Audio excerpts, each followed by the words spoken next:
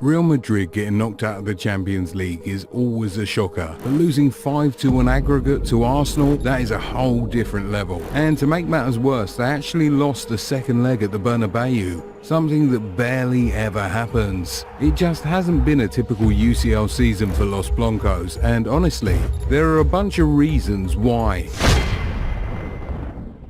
Carlo Ancelotti's tactics have been questionable. Real Madrid has 0 shots on target in the first half of the second leg, which is actually shocking given their attacking prowess. Also, injuries have piled up all year, and despite having a squad stacked with big names, there's been very little actual chemistry on the pitch. But maybe the biggest surprise of all, the massive dip in form from Vinicius Junior in 2025. Once Real Madrid's electric game changer, now he's looking like a shadow of himself. So what the hell has happened to Vinny Jr.? Let's break it down. The big statement.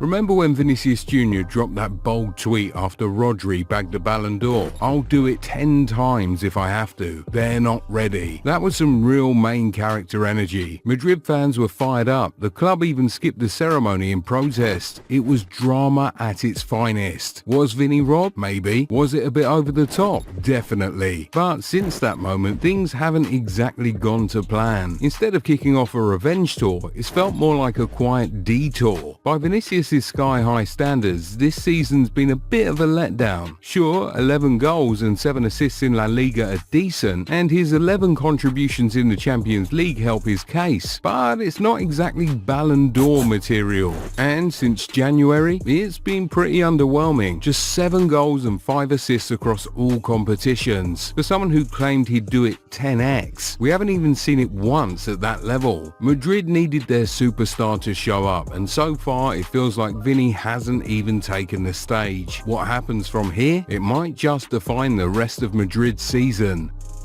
The pressure of being Vinicius Jr. Let's be real, being Vinicius Jr. probably isn't all sunshine and samba. The guy's lived under a microscope since he was a teenager, and not always for stuff within his control. First, it was Madrid fans giving him grief for missing a few chances early on, like he wasn't still learning the ropes. Then came the relentless hate from rival fans, some of it downright disgusting, especially the racist abuse. The rest, just people who are uncomfortable with a young star who dares to be confident and flashy. But here's the thing, if you're gonna strut, you've got to back it up. And lately, Vinny hasn't really delivered. His numbers aren't what we've come to expect, and when the goals and assists dry up, the swagger tends to fade too. That fearless vibe he used to carry into every game, the one that made defenders panic, it's been missing. Right now, he looks like a player who can be pushed around a bit, and that's not the Vinicius we're used to.